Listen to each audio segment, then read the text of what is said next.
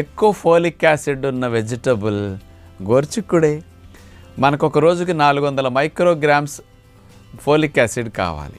100 గ్రాముల గోరుచిక్కుడులో 80 micrograms folic acid ఉంటుందన్నమాట. కొత్త కణజాల నిర్మాణానికి ఫోలిక్ యాసిడ్ చాలా అవసరం మనకి. అందుకని గర్భిణీలకి అతి ముఖ్యమైన అవసరం. అందుకని ఫోలిక్ యాసిడ్ బాగా ఉంటుంది కాబట్టి గోరుచిక్కుడు బాగా వండుకోవచ్చు.